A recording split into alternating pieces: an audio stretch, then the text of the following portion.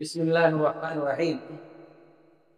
ایک مختصر حدیث پاک امام بخاری اور امام مسلم رحمہم اللہ ان دونوں حضرات نے نقل فرمایا ہے۔ ہم لوگ یہ بات جانتے ہیں اچھی طرح کہ اس امت کی عمر جو ہے بہت کم ہے۔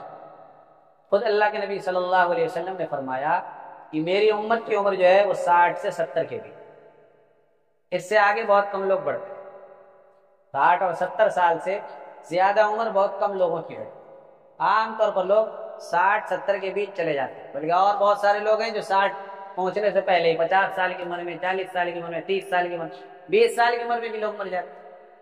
تو عمر کم ہے، لیکن اس امت کا درجہ جو ہے جنت میں سب سے اونچا ہوگا۔ تو کیسے ہو؟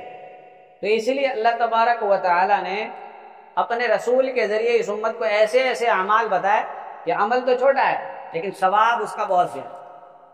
تو عمل کم ہے لیکن ثواب زیادہ رکھ دیا گیا تاکہ کم ٹائم میں عمل کیا ہے کم ہی کر پائیں گے لیکن ثواب انہیں زیادہ مل جائے گا۔ تو اس لیے ایسے اعمال سے بتائے۔ ایسا ہی ایک عمل اللہ کے نبی صلی اللہ علیہ وسلم نے بیان فرمایا۔ چوتھا کلمہ ہے، ہم لوگوں کو یاد ہے، وہ عام طور پہ مسلمان ہوتے ہیں بچپن سے ہی وہ لوگ پہلا کلمہ، دوسرا کلمہ، تیسرا کلمہ، چوتھا کلمہ یہ سب یاد کر لیتے ہیں۔ وہ کیا ہے؟ لا الہ الا اللہ وحدہ لا شریک لہ لہ الملک ولہ الحمد وہو علی کل شیء قدیر۔ چھوٹا سا کلمہ ہے، لا الہ الا اللہ وحدہ لا شریک لہ لہ الملک ولہ الحمد وہو علی کل شیء قدیر۔ چھوٹا سا کلمہ ہے۔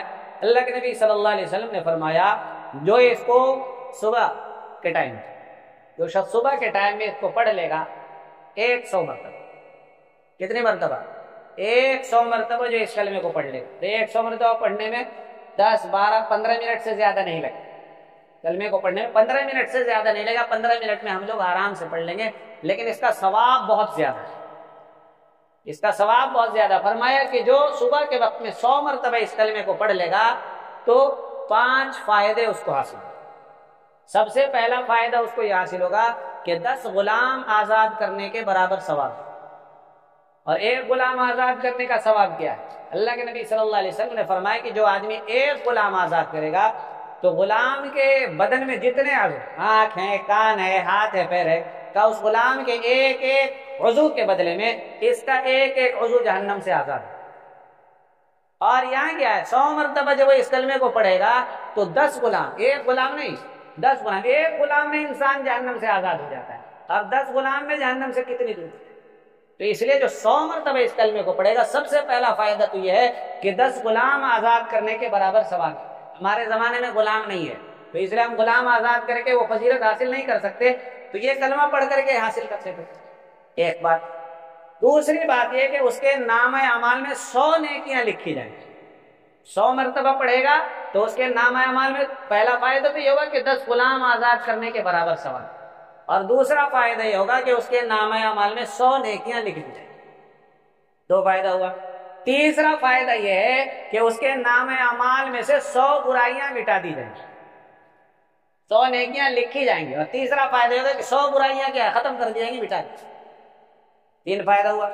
چوتھا فائدہ یہ کہ پورے دن صبح سے لے کے شام تک وہ شیطان سے بالکل محفوظ رہے، شیطان اس کے اوپر اپنا اثر نہیں ڈال سکے۔ اور انسان جتنا بھی غلط کام کرے، چاہے نماز چھوڑے، چاہے روزہ چھوڑے، چاہے جھوٹ بولے، چاہے شراب پیے، چاہے چوری کرے، جتنا کام بھی غلط کرتا ہے وہ کیوں کرتا ہے؟ شیطان کی وجہ سے۔ اور جو آدمی صبح میں 100 مرتبہ یہ کلمہ پڑھ لے گا تو سارے دن وہ کیا رہے گا؟ شیطان سے محفوظ۔ یہ چوتھا فائدہ۔ ہر آدمی شیطان سے بچنا چاہتا ہے تو 100 مرتبہ صبح میں پڑھ لے اور شیطان سے کیا ہو جائے گا؟ محفوظ ہو جائے گا۔ اگر پابندی سے پڑھیں گے تو نماز کی پابندی بھی خود بخود ہو جائے گی۔ کیوں؟ اس لیے کہ شیطان ہی تو نماز چھڑاتا ہے، اور یہ شیطان سے حفاظت میں آ جائے گا تو نماز بھی نہیں چھوٹے گی، اور ہر اچھا عمل کرنے میں اس کا جی بھی لگے گا، دل بھی۔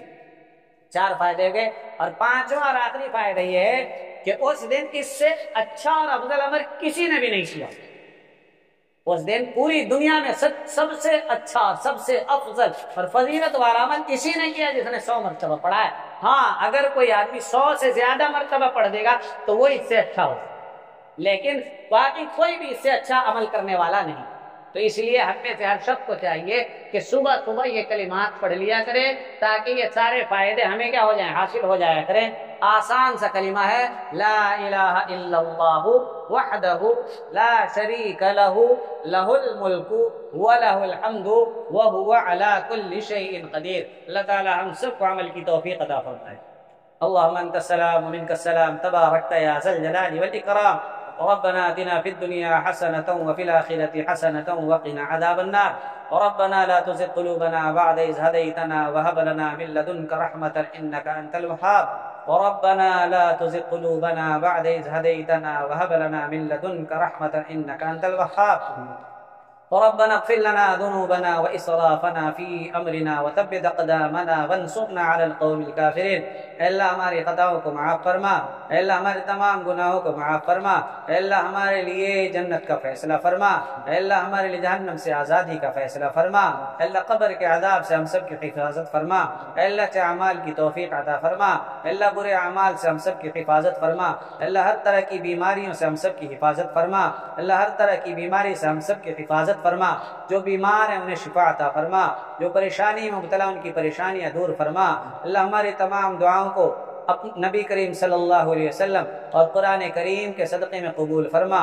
وصلی اللہ تعالی علی خیر خلقہ محمد وآلہ واصحابہ اجمعین برحمتک یا